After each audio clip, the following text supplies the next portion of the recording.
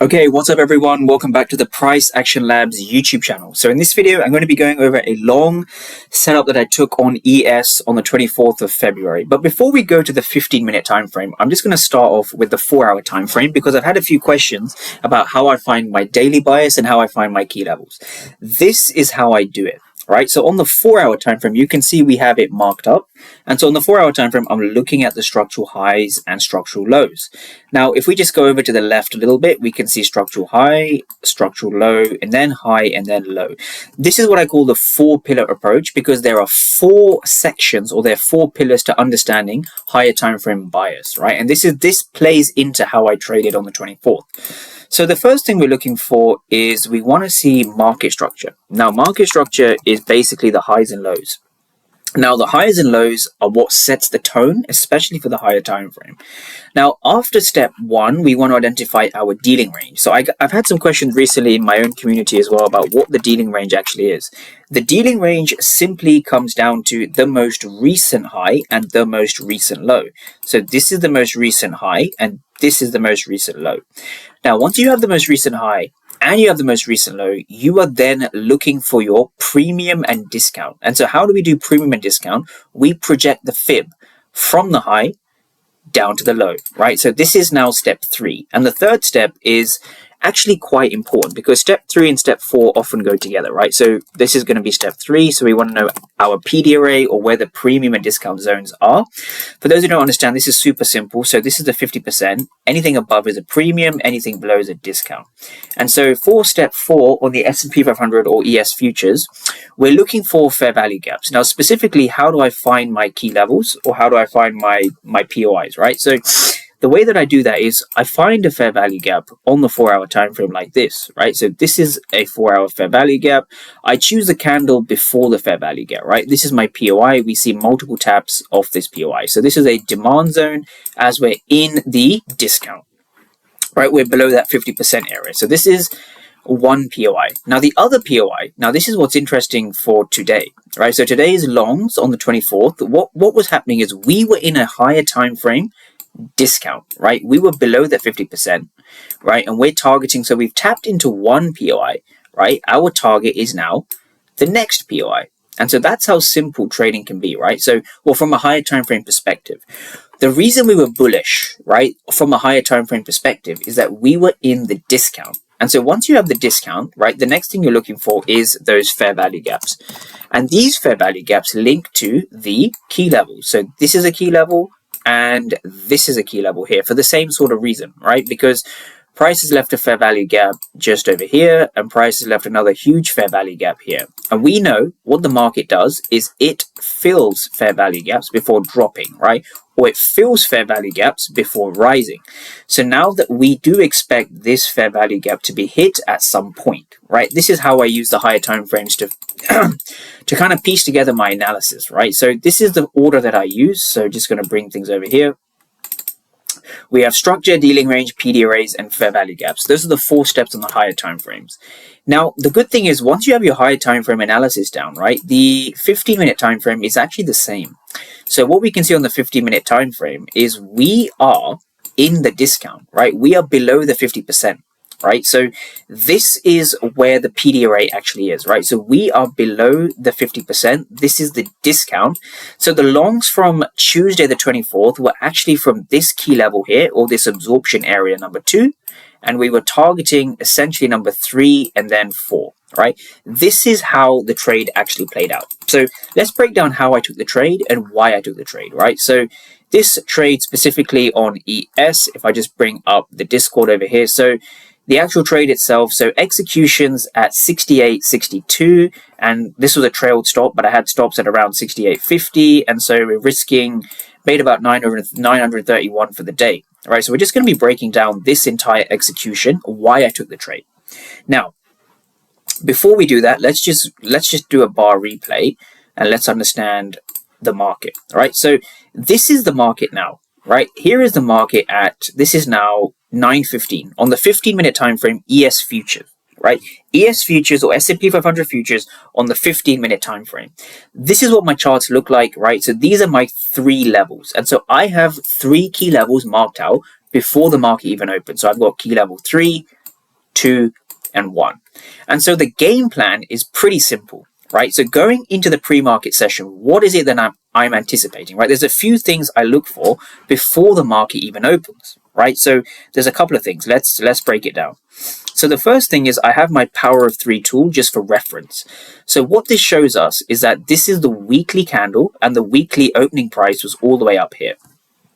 Now, what this means specifically is when the weekly opening price is much higher, we have a bearish week, right? So what we can see here is we can see the market is significantly below this weekly opening price. And so we have these 3 levels like this. So what does that mean? So when price is below the weekly opening price, we typically want to be looking for longs, right? This is just a confluence. This is not something I do every single time because yesterday or Monday the 23rd, I took a short that was below the weekly opening price. So I'm going to go through why, right? What criteria you need to put in place.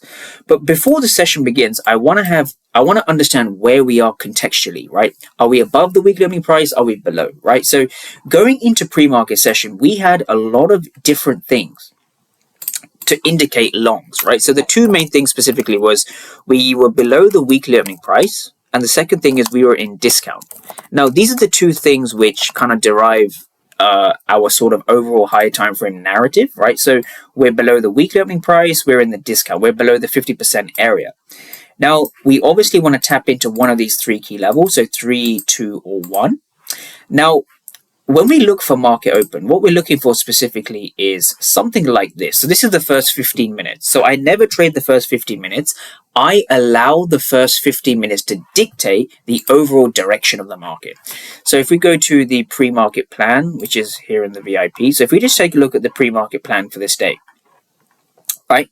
What we saw specifically from a pre-market perspective was this. So this was me posting at around 8:37 Eastern or just before 9 a.m. Eastern.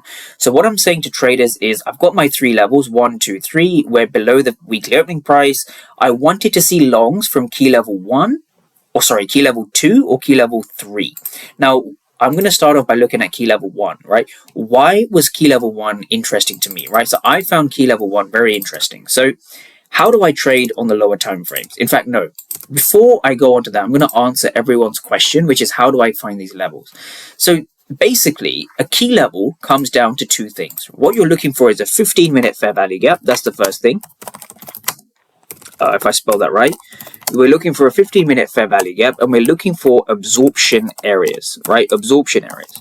So typically, these are levels that have given us good reactions in the past, right? So you're finding a 15-minute fair value gap, and you're finding areas that have given us good reactions in the past. Now, the word or phrase good reaction is quite, I guess, misunderstood, right? Because there could be, February was very difficult, but when you're looking at these key levels, you're looking for a fair value gap that's been created in the past, and if that price or if that level has given a good reaction, you're just looking to extend the zone to the right, right? So you want to see the market being extended to the right. This is what you're looking for.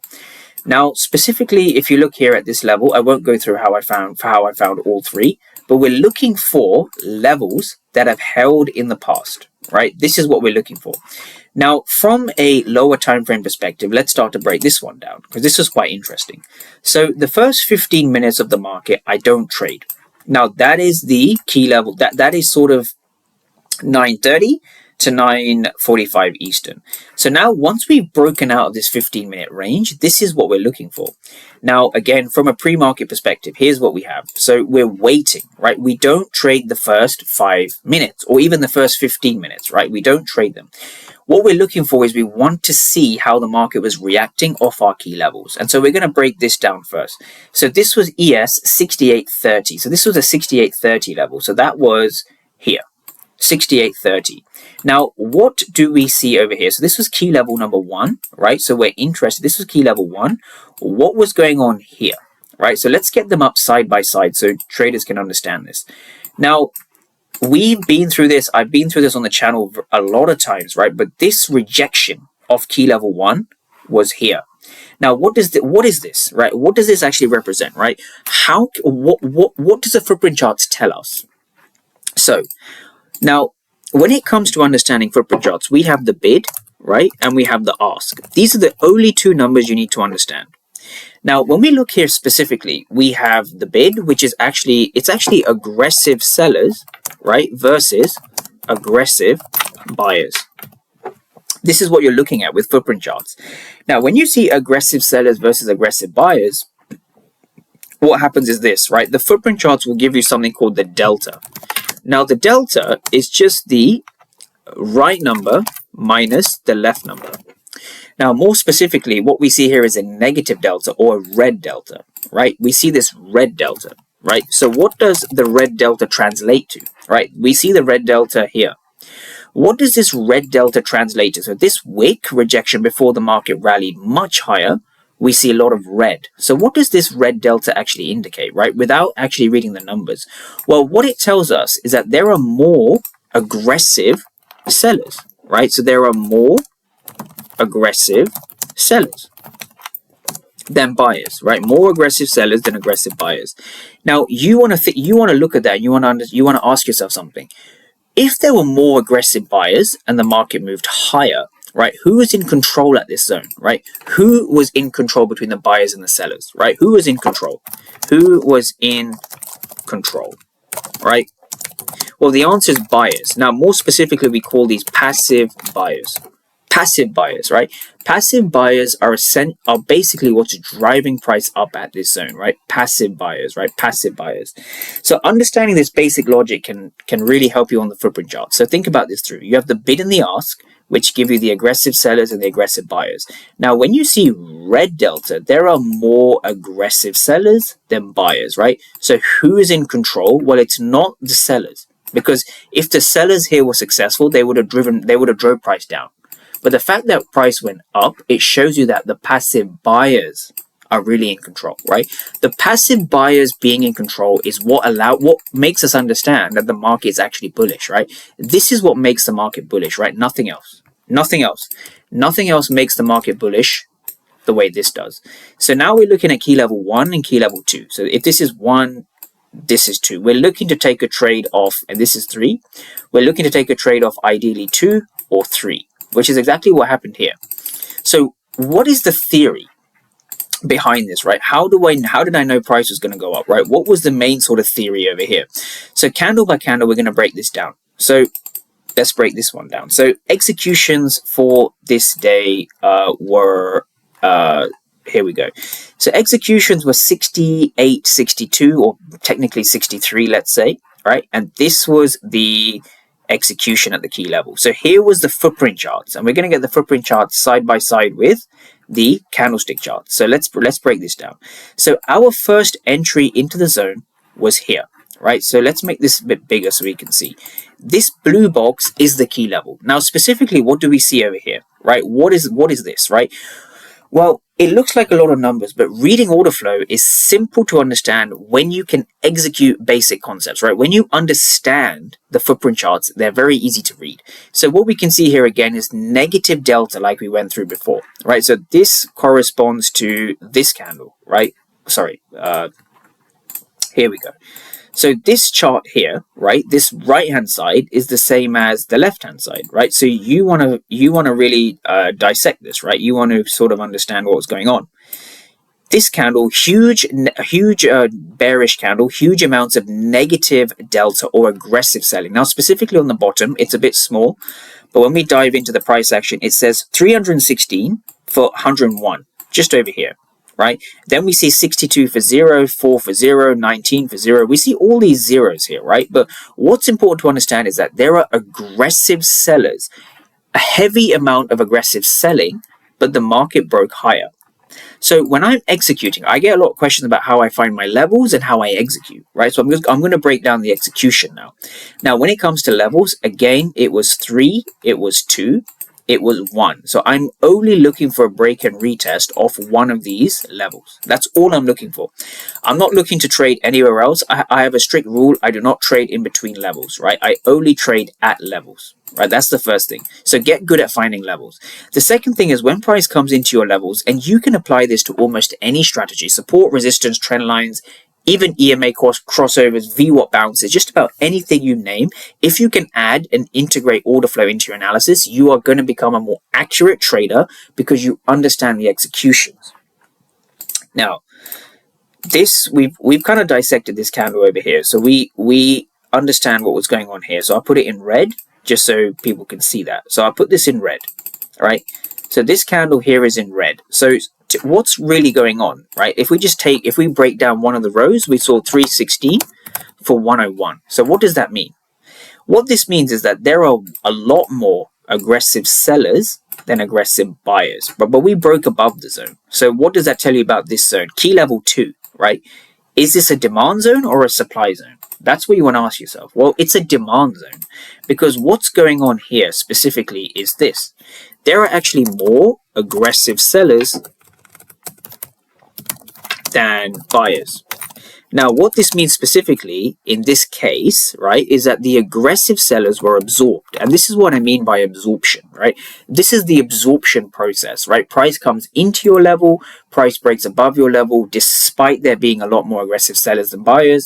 And we see that throughout the entire candle, right? We see all the aggressive sellers here, but they don't get rewarded. Even here, we see this green candle. But what's important is the market's broken higher, but there's a ton of aggressive selling down here. Right, this little green candle, which is this little green candle here. So from an execution perspective, what I'm looking for in real time, right, how I'm looking at the order flow in real time. So if I'm executing at 68, let's call that 68.63, right? 68.63 was the execution. So when we look at 68.63 as the execution, it's going to look something like this. 68.63, I was happy to have my stop below this wick over here. And my first target was up to this high, but I was going for about a 1 to 2 on this trade, right? There was room for it to breathe or room for it to travel. The reason why I say that is because the weekly opening price, like we discussed at the start, the weekly opening price was here.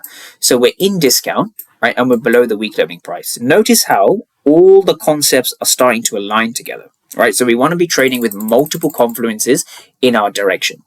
Now, if you just take a look at this, right? So from an order flow perspective, right, we've understood that there are more aggressive sellers, right? So there are more aggressive sellers than buyers, but they get absorbed. Now, how do I know they're getting absorbed and where do I pull the trigger? This is another question I get, right? Where do I pull the trigger in the markets, right? What gives me the confirmation to go long? Now, the truth is, when you're executing, there's no perfect candle which will give you the confirmation, right? It's up to you to pull the trigger whenever you want. So I have a few rules to make this a little bit easier for myself. Right. So now I'm looking for a break above the zone like this, right? So I want to see the market breaking above. So I've seen this, right? And I will draw a break line like this, right? Just candle by candle, I will draw a break line. Now, in order for me to go long, right? In order for me to go long, I want to see the market getting above this break line, just like this. So my execution came a little bit late. It came at 63, which is fine. A couple of points above. Had my stops below the zone. Now, for me, this is enough confirmation, right? This, for me, is enough confirmation because I have read the order flow from this entire region here. This entire region in red, right? I've read the confirmation here. Where we go. So here, and then also here. So I've understood what's going on. Aggressive selling, break higher, right? Aggressive selling, again, break higher. So my execution was where this little triangle was, and this was at 68.63. Again, what kept me in the trade was this absorption over here. So we had massive aggressive selling, but the market broke higher. So we're seeing the absorption of sellers, which confirms the move. Right, so for me, I am happy to go long at this point, and this is my entire trade. This is literally how I trade, right? Literally. So what we do is there's 3 steps to it. We wait for a 15-minute range or a 15-minute range break, right? We wait for price to come into a key level or an absorption area, and then we use order flow to confirm the move. These are the 3 steps that I follow, right? These are the only 3 steps that I follow, right? Broadly speaking, right? Obviously, I have other concepts that I follow, but generally speaking, this is the way that I trade, right? I wait for the first 15 minutes, right? I then wait for price to tap into a key level. So we came into level 2, and then I use order flow to confirm the move. And so this trade came at around 6 past 10, and I was out at 29 past 10. And that is literally the way that I trade. That is the whole strategy broken down, right? That is the whole strategy. And you can use this strategy to trade however you like, right? Within reason, right? Once you have your support resistance areas, you want to be trading.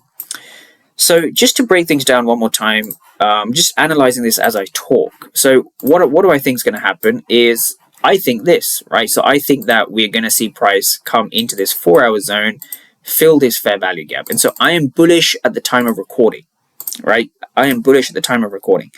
So what I see here, a couple of scenarios going into the next day is this, right? If we come back into the discount, I will want to see price come into either 2 or bounce higher, or 1 or bounce higher, right? Or alternatively, we have a level at 4. We can take a long at 4 and we can target 5. This is the way you want to be approaching the markets, right? You want to approach the markets from having key levels, a systematic higher time frame bias process, and then just following the market based on the order flow.